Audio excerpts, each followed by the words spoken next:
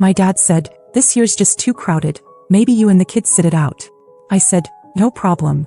Then my daughter saw a video on Instagram. My cousin's friends, her boss, even a toddler from next door, all at my parents' house. I took a photo of the gifts we wrapped and texted, dropping these off at Goodwill.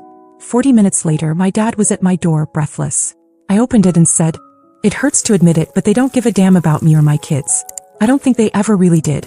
And saying that out loud, even just in my head, feels like ripping something open that I've spent years carefully sewing shut. I've done the emotional gymnastics. Told myself they're just old-fashioned, just distracted, just not expressive.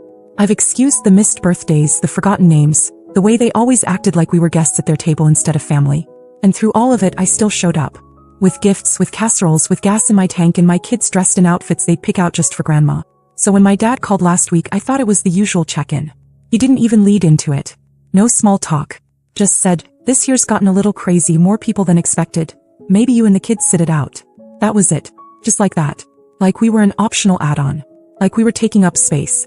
I said, "No problem," and hung up. My hands were shaking. The living room still smelled like wrapping paper and scotch tape. I just finished packing up the anniversary gifts. It was their 30th. I'd gone all out. Spent months stashing away money without the kids noticing. Got them a Cartier watch. Had it engraved. I was going to give it to them after dinner. Thought it might finally mean something. I told the kids we were doing our own thing.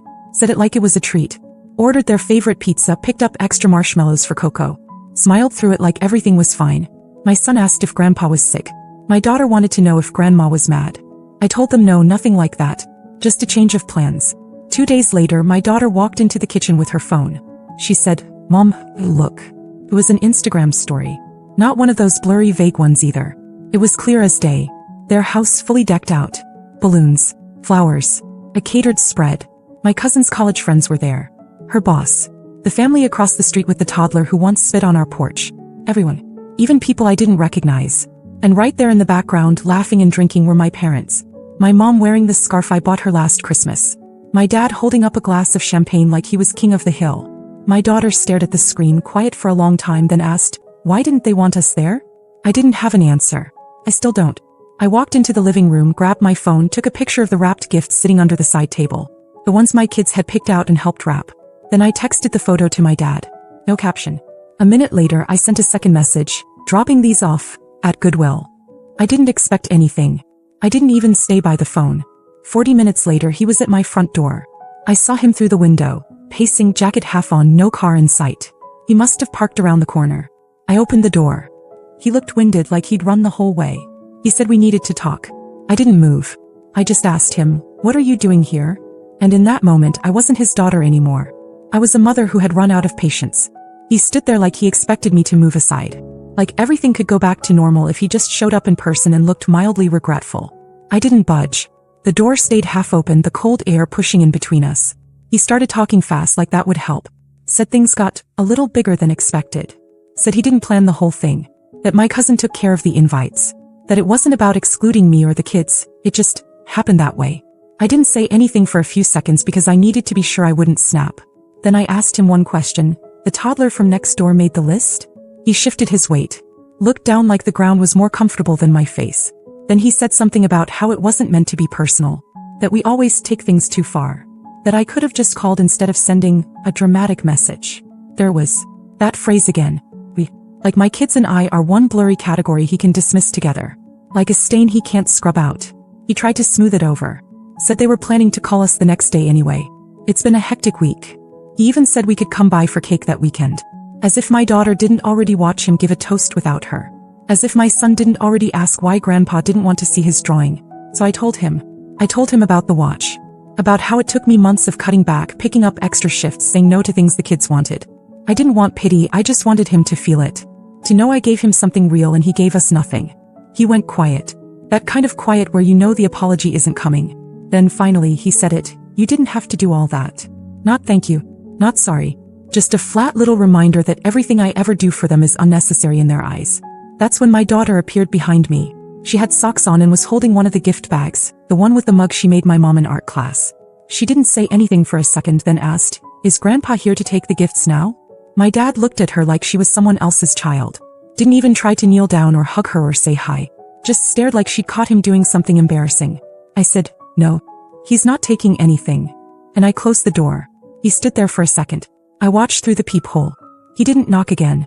Just stood still for a moment, then walked off down the driveway. He didn't drive. I think he parked a few houses down so the neighbors wouldn't see his car. That's the kind of man he is. More embarrassed by a scene than ashamed of what caused it. The next morning, I woke up to a wall of text from my mom. Said I had crossed a line. Said I blew things out of proportion. That my tone was completely inappropriate, and I'd hurt their feelings. Then she said something that stuck with me all day. Maybe it's better if we take some time away from each other. She didn't mention the kids once. That's when I made my decision. I took the Cartier watch out of the box and drove to the store to return it.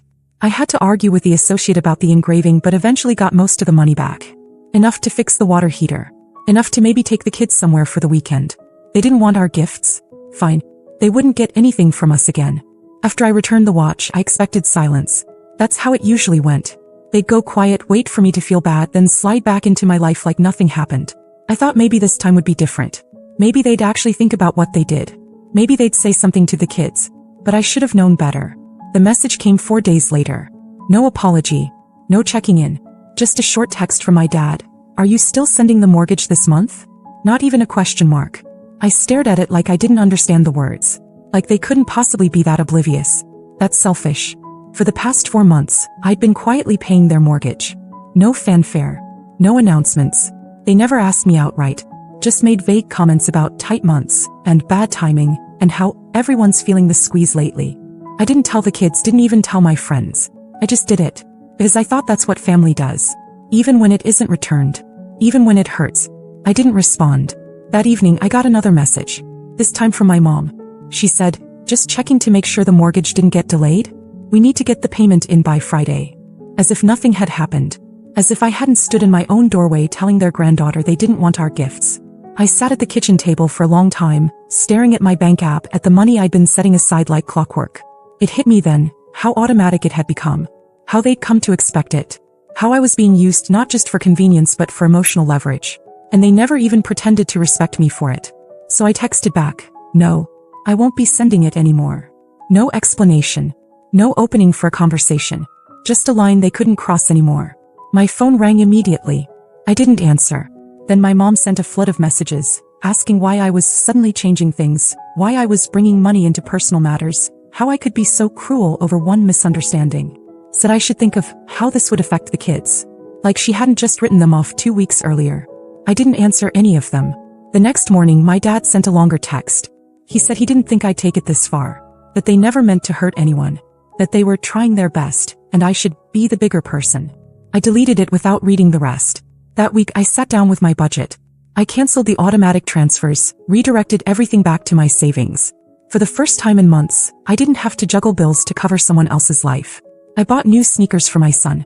Ordered my daughter the book series she'd been talking about. Cooked meals without doing mental math at the grocery store. I expected them to go quiet. That would have been easier. But they didn't. 2 weeks later I got a call from the school. Not from the front desk. From my daughter's teacher. She said, your mom came by this morning. It was just past noon when my phone rang. I didn't recognize the number but I picked up anyway. It was my daughter's teacher. She sounded calm but careful, like she was measuring every word. She said, hi Samantha. I just wanted to let you know that your mom showed up at the school today. I went completely still. She explained that my mom came to the front office and said she was dropping off a small package for my daughter. At first it sounded harmless, but then she asked to see her. When they told her that wasn't allowed without prior approval, she didn't leave. She said she was just a grandmother, that she wasn't a stranger, that she had a right to see her granddaughter. She didn't yell but she kept pushing. When the office refused, she finally left, but not before handing over a small gift-wrapped box with my daughter's name on it. I was at the school in 20 minutes. The receptionist handed me the box, already opened for safety. It was wrapped in familiar paper, the same pattern we used when we first wrapped the gifts they refused to accept. Inside was the ceramic mug my daughter made in art class. The one we painted together. Bright red with a little sunflower and "Love You Grandma" written around the rim in uneven gold paint. Taped to the bottom was a folded piece of paper torn from a notepad. It said, I didn't mean for things to get this far. You're being unreasonable. The kids should be allowed to decide for themselves. No apology. No regret. Just another message wrapped in guilt. I took it all, box, note, mug, and walked back to the car, trying to hold in the sick feeling in my chest. It wasn't just the manipulation.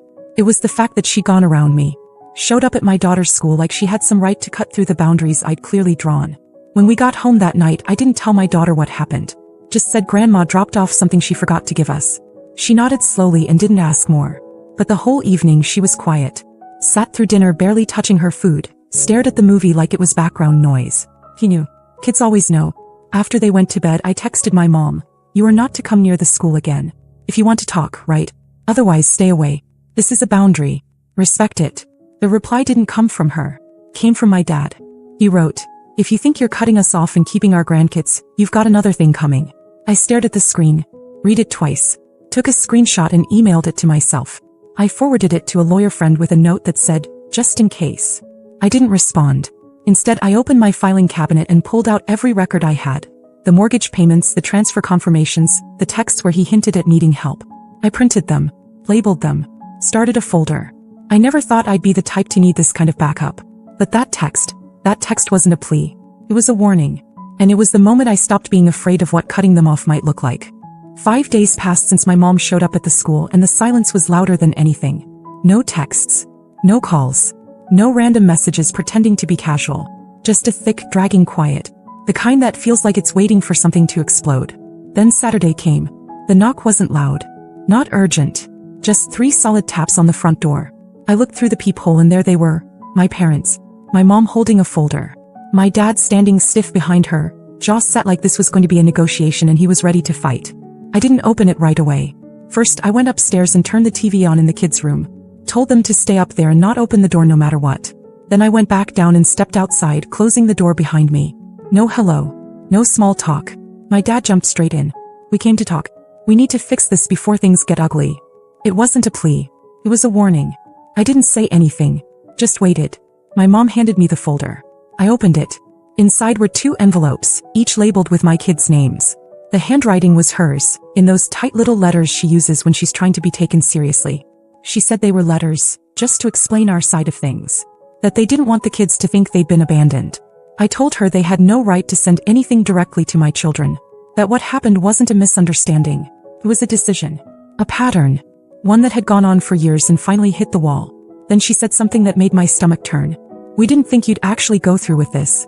You always forgive." That's what it was. That's why they pushed and pushed. They believed I'd always be there. That I'd eventually cave, show up with an apology casserole, bring the kids over like nothing happened. They counted on me being soft. My dad finally spoke again. Said, "We've been under pressure. The mortgage is behind again. If you're really cutting that off, it's going to destroy us." There was the real reason they showed up. Not for the kids. Not for an apology. Not even for reconciliation. Money.